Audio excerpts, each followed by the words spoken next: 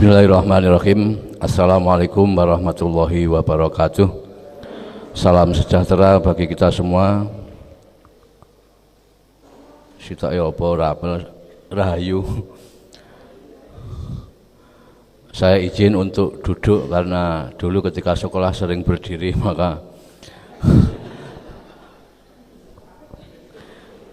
Bismillah, alhamdulillah, ala nikmatillah, wassalatu wassalam ala rasulillah, amma ba'dah. Kepada Romo Alek yang saya hormati, Pak Joko Sabtono, Ibu dosen, Mas Bram, Pak Celuk Mas, para saudara-saudara kita semua yang hadir di sini, alhamdulillah pada malam hari ini kita dapat bersama-sama mengenang guru bangsa kita, yaitu Kiai Haji Abdurrahman Wahid atau yang dikenal dengan Gus Dur. Ini Mas Haris mengundang saya memang tepat karena kebetulan saya adik kelasnya Gus Dur. Karena Gus Dur mungkin tamat di Pondok Tambak Beras itu sekitar tahun 60-an, dan saya tamat tahun 99. Tapi paling tidak jejak-jejak itu masih ada di cerita-cerita di Tambak Beras. Karena ada yang mengatakan juga kamar yang saya tempati ini kamarnya Gus Dur juga. Pada waktu kecil memang Gus Dur itu suka baca. Bahkan ketika ada koran yang berada di tempat sampah diambil dibaca. Tapi yang perlu saya sampaikan begini, karena kita semua ini adalah memperingati Gus Dur, yang Gus Dur adalah pejuang kemanusiaan. Karena saya ingat ada pepatah mengatakan, belajarlah kemanusiaan dulu sebelum kalian belajar agama. Ada juga ungkapan begini juga, mungkin di negara kita itu banyak yang salah kurikulum. Sering saya sampaikan ketika saya ngaji dengan Haris itu, saya sampaikan begini, ilmu itu ibarat sebagaimana pedang. Jangan sampai pedang ini jatuh pada pendekar yang berwatak jahat. Karena ternyata banyak orang yang berilmu itu sifatnya tidak memperbaiki tapi malah merusak. Karena karakternya belum terbangun. Maka ini ibaratnya pedangnya Arya Kamandanu, berarti ilmu itu. Ada seorang ulama yang belajar agama itu tidak diajari apa-apa selama 20 tahun sebelum karakternya terbentuk. Maka betul yang dikatakan oleh Bapak Penghayat tadi, mengatakan bahwasanya apa itu namanya, ada dasar-dasar di dalam kita, apa itu namanya, bagaimana memperbaiki diri. Sering saya gambarkan begini, kalau orang beragama dengan mata, maka dia akan mengetahui simbol, huruf, dan angka-angka. Nah kebetulan di menjelang masa tuanya Gus Dur nyuwun sewu penglihatannya rusak. Maka beliau mungkin beragama dengan akalnya. Tapi lebih daripada itu, karena ketika beragama dengan akal, manusia akan tahu mana yang benar dan salah. Tapi benar dan salah itu nantinya juga kontradiktif lagi, karena apa? Orang Jawa punya ungkapan seje desa mawa cara, seje silit beda anggit. Napa? Wah nggih niku. Sing kula ngapal kan ungkapane rada aneh kan, mancep di sini tuh, seje silit seje anggit. Jadi beda orang memang beda penangkapan penalarannya. Lah kalau Gus Dur ini, beliau mampu beragama dengan hati dan jiwanya. Saya pernah ngaji di SMP 12 Kota Madiun, kebetulan saya nyinggung Gus Dur sedikit. Lah kebetulan kepala sekolahnya itu asli orang Jombang, yang pada waktu kecil rumahnya dia itu dekat dengan bengkel motor. Lah Gus Dur dari Denanyar ke Tambak Beras itu naik sepeda motornya Vespa. Kalau Vespanya rewel, di reparasinya di tempatnya kepala sekolah SMP 12 itu, sebelahnya. Kalau Gus Dur di situ, laki-laki, perempuan, tua, muda, anak kecil, semuanya ngelumpuk minta didongengi. Lah Gus Dur dongeng sambil merokok. Loh, saya mendapat sanad bahwasanya Gus Dur merokok itu ya pas pada waktu itu. Loh, mila Gus Dur merokok? Nggih. Beliau menyebut mereknya, tapi mergo saya tidak diendos maka tidak saya sebutkan di sini. Nah itu dongengan itu yang mancep pada orang itu kemudian ditularkan kepada saya. Itu tentang satu, pertama, awakmu iku asline duduk cah kene. Awakmu asline pendatang. Mbah-mbahmu mbiyen teko Cina karo India. Ketemu di Kamboja, nanti terus berlayar ke sini jadi orang Indonesia.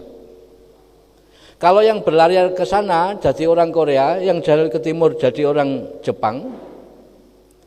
Yang ingin disampaikan Gus Dur pada waktu itu bahwasanya manusia itu pokok rupa menungso berarti widulurmu. Rupa menungso berarti dulur. Nah ini sama halnya dengan apa yang ada di dalam Al-Quran. Al-Quran itu sebetulnya memanggil manusia itu, Allah memanggil kita itu dengan sebutan ya Bani Adam. Wahai anak cucu Adam. Nah kebetulan saya itu hampir begini. Kalau saya mendengarkan Pak Joko Sabtono itu memaparkan bahwa beliau itu adalah penghayat. Nah, Gus Dur itu mengamalkan agama tidak hanya sebagai ritual tapi dihayati makna dan perilakunya. Salah satu yang biasa saya sampaikan ketika saya pengajian saya, Allah itu dalam Quran surat Quraisy itu kan mensifati dirinya sebagai orang yang memberikan makan. Zat yang memberikan makan. Ini kalau yang muslim mungkin hafal li'ila fi Quraisyin ila fihim rihlatas syita'i was-shaif falyabudu rabb hadzal bait alladzi at'amahum min ju'in wa amanahum min khauf. Allah itu adalah zat yang memberikan makan pada orang yang lapar, memberikan rasa aman pada orang yang ketakutan. Lah, Gus Dur perilakunya ketika ada orang lapar kasih makan. Itu kalau mungkin misalkan karena Islam itu juga millata hanifam, milah yang condong kepada milahnya Nabi Ibrahim. Nabi Ibrahim itu menjadi kekasihnya Allah, menjadi orang yang betul-betul dicintai oleh Allah. Salah satu alasannya beliau tidak pernah makan baik di pagi hari maupun di sore hari, melainkan bersama dengan seorang tamu. Ketika saya ngaji demikian itu aku kelingan diinginan niku kalau enek tamu niku jane luwe, tamu ora mulih-mulih, mbok tamune mulih aku mangan. Wah, inilah yang menyebabkan saya tidak menjadi kekasihnya Allah. Karena dalil hanya sekedar menjadi dalil, tidak aplikatif. Nah ini tadi, kalau kita beragama dengan mata, maka kita akan tahu simbol-simbol, huruf-huruf, angka-angka. Karena melihat dengan mata. Kalau kita beragama dengan akal, maka itu tadi akan tahu benar dan salah. Tapi ini nanti jangankan yang beda agama, yang sama agamanya persepsinya, cara pandangnya berbeda. Maka Gus Dur adalah orang yang sudah mampu mengamalkan agama dengan jiwanya, dengan hatinya. Kalau dengan hatinya nanti muncul cinta. Kita mencintai sesama, kita mengharap kebaikan sesama. Karena konsepnya tadi itu bagaimana? Ada seorang ulama yang belajar Al-Quran kemudian menyimpulkan ada 8 ayat yang linear dengan kitab-kitab sebelumnya. Artinya linear dengan kitab Injil, linear dengan kitab Zabur, linear dengan Suhufi Ibrahim, linear dengan Suhufi Musa. Salah satunya itu yang saya sebutkan tadi bahwasanya apa itu, ini yang berupaya saya jadikan ya slogan hidup saya. Ulama itu menyimpulkan sejak saya paham ayat ini maka saya tidak punya musuh yang namanya manusia. Karena di dalam Al-Quran pun yang dimusuhi siapa? Wala udwana illa ala zalimin. Tidak ada perlawanan, permusuhan kecuali terhadap orang-orang yang zalim, apapun agamanya. Tapi sekali tidak zalim ya kita hidup bersama, saling menghargai, saling menghormati, saling mengasihi. Karena pada hakikatnya musuh yang nyata bagi kita semua itu hanyalah setan yang diumumkan oleh Allah. Dan yang kemudian yang membuat hebat dari Gus Dur juga wa amanahum min khauf. Memberikan rasa aman kepada orang yang takut. Ingat ketika misalkan ada minoritas Ahmadiyah, wah mau didemo, mau dibunuh, mau dipersekusi dan sebagainya, dibela oleh Gus Dur. Dan itu apa benar Gus? Tidak tahu, saya juga benar atau salah, saya juga tidak tahu. Yang penting dibela, diciptakan rasa aman dulu. Karena konsepnya begini, kalau dakwah pada orang mati itu kan tidak bisa. Wong wis mati didakwahi piye? Diberikan hidup dulu, baru dijak omong-omongan. Diberi makan, kemudian diberikan rasa aman.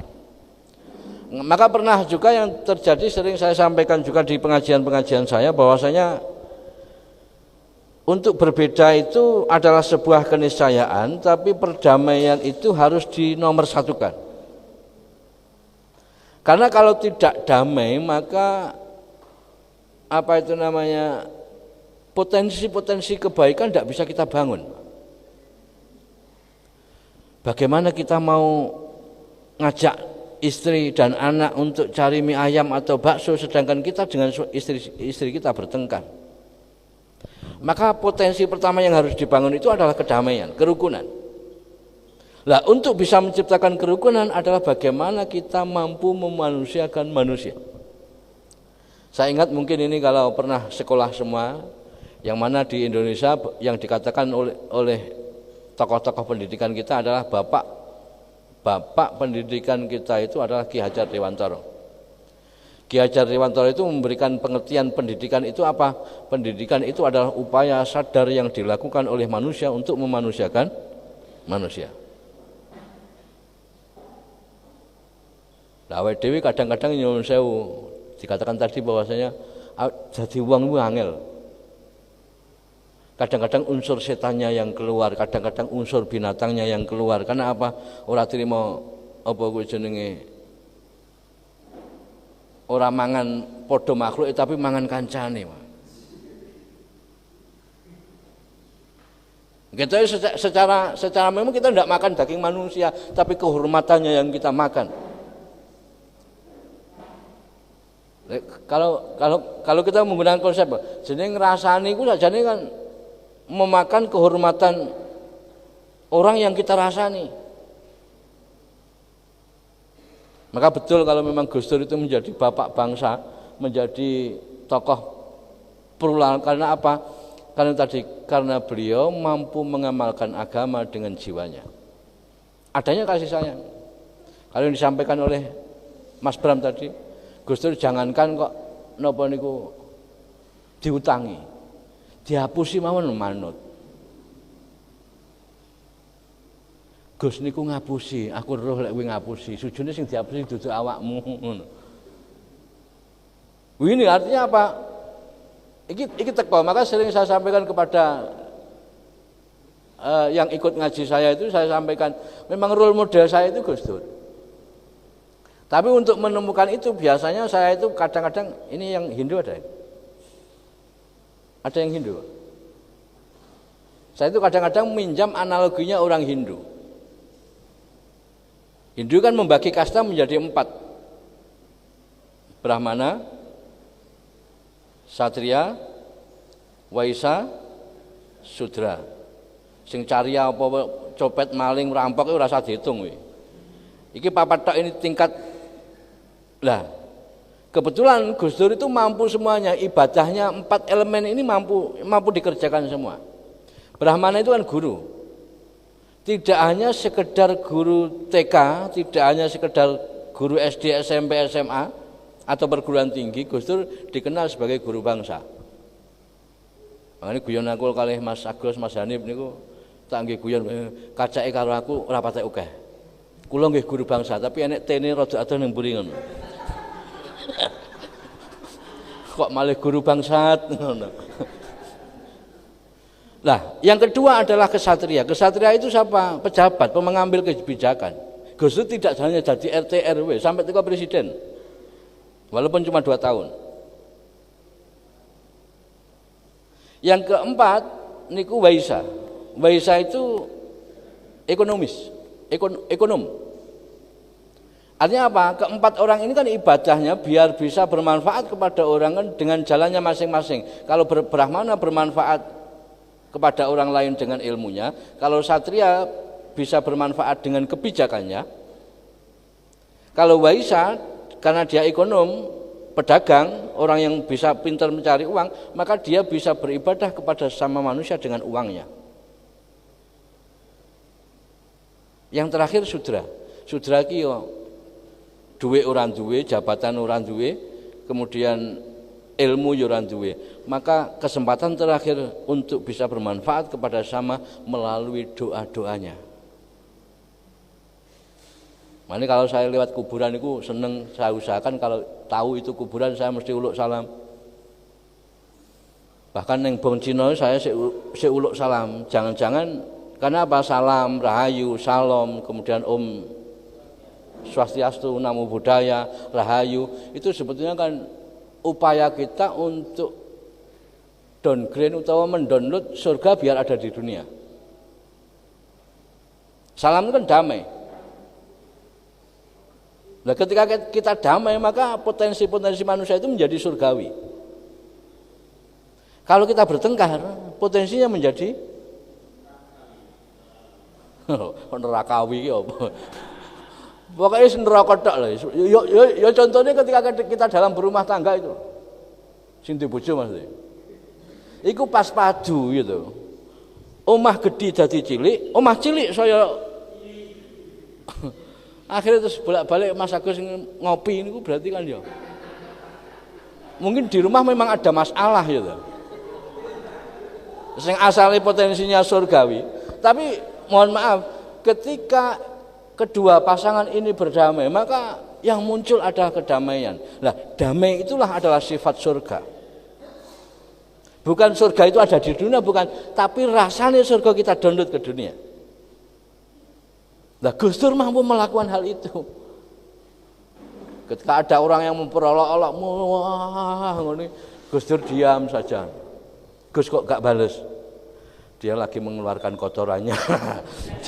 Dia lagi mengeluarkan kotorannya. Kalau saya balas maka juga saya mengeluarkan kotorannya. Karena saya ngaji itu begini, konsepnya begini. Manusia itu kan sumbernya berada pada ini. Kalau diibaratkan nggih, orang Jawa bilang enek jagat cilik, enek jagat gede. Jagat gede ini yang kita lihat, yang kita huni ini, jagat ciliknya adalah tubuh manusia ini. Nah, kebetulan sifat ilmu itu kan diibaratkan ketika misalkan kita mimpi berenang, oh kita akan mendapatkan ilmu. Maka betul konstruksi manusia ini juga digambarkan sebagai alam semesta. Siji, ini akal. Biasanya kalau saya ngaji saya bedek-bedekan, sumber yang paling baik itu berada di atas atau di bawah? Di atas. Nek ngene di bawah, si paling bawah paling jernih. Sing metu tekan ngisor kuwi uyuh aku. Lah sumbernya berasal dari sini. Pancurannya di mana? Tempat mengalirnya di mana? Mungkin ini agama apapun mengatakan hati-hati dengan mulutmu. Terus ditangkap sebagai kata-kata dalam bahasa Indonesia, mulutmu adalah harimau. Goro-goro goblok ngono tok wis. Goro-goro niku tok lho. Bayaran 18 juta hilang ya.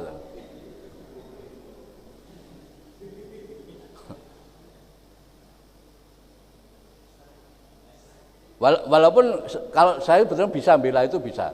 Karena saya itu punya teman pada waktu itu nipu saya ketika waktu kuliah di Ponorogo, waktu KKN, semayan ayo dolan dengan posisi teman yang lain. Nah, dia bonceng anak wedok, anak perempuan, ceweknya. Ceweknya kebetulan satu pos dengan saya, dijemput saya, ayo Mbah, panggil saya Mbah. Ayo Mbah dolan gone Gus Ropik. Oh, ayo. Akhirnya betul naik motor sendiri-sendiri, saya menggok. Tak enteni sampai teko pos wonge ora enek. Tak enteni aku rene mau karo Kebetulan anak Palembang. Akhirnya aku sampai pulang itu teman saya yang perempuan belum sampai pos juga. Akhirnya ngeterne teman perempuan ini mergo pacare tak pisu ya Pak. Tak pisu tenan. Tapi guyu. Sekarang kalau dia telepon biasanya Mbah, aku pisui Mbah. Kangen dipisui. Lah iya, aku duwe kenalan karo sampean kok pisuh to Mbah. Lah iya, aku iki misuh wae energi yang keluar masih positif Pak. Lah awakmu ndonga lho energimu negatif iki cangkem apa ngono. Mari tadi dibenerne pikirannya dulu, kene mancure kudu bener. Maka sebetulnya apa yang kita lakukan hari ini kadang-kadang buah daripada ucapan kita. Wes aku ingin sembel bojo elek-elek anditek ora apa-apa, bojone elek tenan, Pak. No? Lho iku tak nggih ngaji bolak-balik niku. Nggih Pak kados kula ngono. Lho. Artinya apa? Lek cara bahasane orang Hindu, orang Buddha mungkin karma, buah daripada karma. Atau mungkin dalam agamanya saya juga tahu, pokoknya apa yang diucapkan itu nanti akan dituai sendiri. Tapi ya itu kadang-kadang kalau kita mohon maaf pada Tuhan, ya Allah ampunilah perbuatanku sejak pagi ini sampai sore. Ini kan mungkin di agama apapun mesti ada doa pagi, doa sore. Tapi itu tadi kadang-kadang penghayatannya yang tidak ada. Saya itu juga sholat, Rabbi firli warhamni wajibuni warfa'ni warzuqni wajini wa'afini wa'afani, ya muni ngono tok. Padahal itu kalau dilatih betul, itu sekarang kan banyak trainer-trainer bagaimana biar kamu hidup sukses, kaya raya dan seterusnya. Itu setiap pagi, setiap sore kamu katakan, ya Allah ampunilah aku, ya Allah, ya Tuhan kami, maafkanlah kakiku, maafkanlah tanganku. Jadi sebetulnya kan podo, tapi penghayatannya tidak sama. Maka penting apa dari bahasa manapun, baik dari bahasa Arab, bahasa Latin, bahasa Yunani, bahasa Inggris, ketika itu ojo dienggo rapalan tok, ojo diunekne tok, ayo dihayati. Karena pada nantinya setelah dari akal ini benar, ngucap benar, kemudian bertindak yang benar, kemudian yang terakhir adalah berkeadaan hati yang benar. Nah, itu kalau dengan saudara-saudara yang muslim, sholat itu adalah training meditasi yang terbaik dan tersulit. Karena apa? Akalnya suruh diam, satu titik pada Tuhan. Kemudian mulutnya suruh baca-baca kalimat-kalimat yang baik. Kemudian tubuhnya digerakkan hanya untuk hal-hal yang berkaitan dengan urusan-urusan itu. Kemudian hatinya suruh diam juga untuk konsentrasi. Wah, angel gak karuan. Kalau saya sholat Allahu Akbar, ini misalnya calon presiden itu jadi sopo dan sebagainya, ini mikir, engkau tenan sudah makan siang poran. Sampai kemarin ketika pada waktu betul-betul ada program makan siang itu Bu, istri saya itu sujudnya kepanjangan. Nah, sing atas ini kan ada baduknya tuh. Iki mikir kalau misalkan sing melu aku santri saya itu misalkan 20 terus dapat tunjangan 15.000, itu terus waya sujud ke baduk dewak ngono. Mereka ngelamun ngitung itu malah sesuatu yang tidak ada sebetulnya. Karena apa? Sifatnya masih masa depan.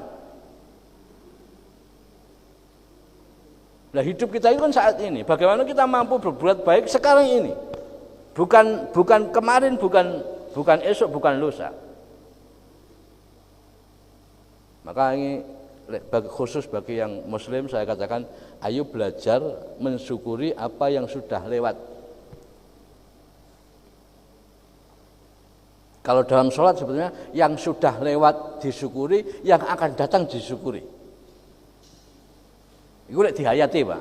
Lek ora dihayati ya diwaca tok, dirapal tok, Rabbana lakal hamdu mil'us samawati wa mil'ul ardi wa mil'u ma syi'ta min syai'in ba'du. Allahu akbar. Wis ngono tok, munah-muni ngono tok ora dihayati. Lha iku sebetulnya kalau dihayati, ya Allah, saya bersyukur kepada Engkau segala nikmat yang telah Engkau berikan di masa yang lalu dan di masa yang akan datang. Dari masa lalu secara ilmu sudah kita bisa pikirkan, mulai sandang pangan papan yang sudah kita lewati cukup apa turah? Cukup apa turah? Lho iki sing muslim gak iso jawab. Sandang pangan papan yang sudah kita lewati cukup apa turah? Turah. Saya pergi ke sini di rumah itu Magicom masih ada nasinya. Itu berarti kan duit turahan. Kadang-kadang saya itu piara ayam Pak, di belakang itu piara ayam. Istri saya tuh sering kadang-kadang ngomel, tapi sejak saya patahkan argumennya dia tidak pernah ngomel. Mergo apa?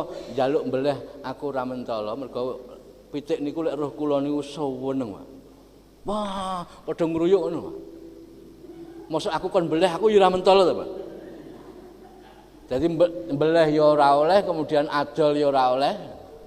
Pak, terus tak jak tuku pakan Pak panjenengan niku adol ora tau, mbeleh ora tau, kok tuku pakan.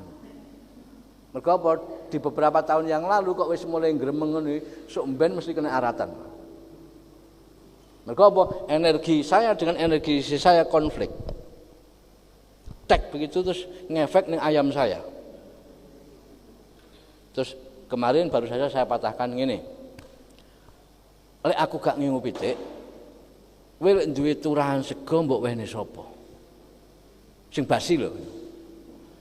Lek sing gak basi bisa dikasihkan orang. Anak pondok niku nyun sewu diwehi sego pira entek insyaallah.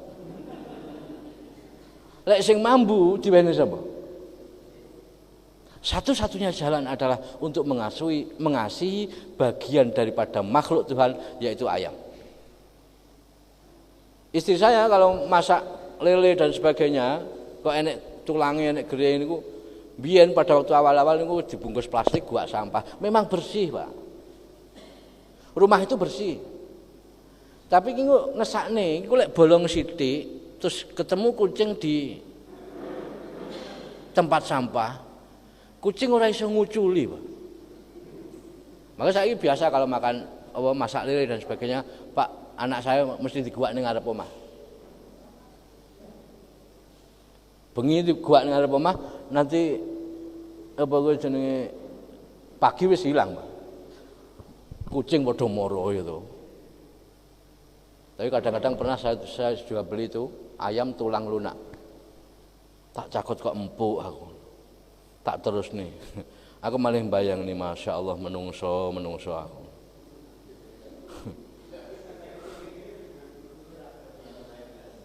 Kucing ya sing ngene iki. Kaya ngono ya sik dipangan.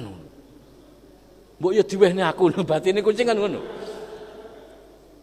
Pun ya, sekali lagi ini mungkin yang saya sampaikan bahwasanya itulah Gus Dur. Nah, kita semua mungkin dari berbagai agama apapun, lek wis mampu beragama dengan rasa, mampu beragama dengan jiwa, insya Allah nanti hidupnya damai, tenang, dan semoga ketenangan dan kedamaian itu tidak hanya kita bawa di dunia, tapi sampai dengan surga. Mungkin ini yang dapat saya sampaikan, kurang lebihnya mohon maaf. Assalamualaikum warahmatullahi wabarakatuh. Rahayu, salam sejahtera bagi kita semua.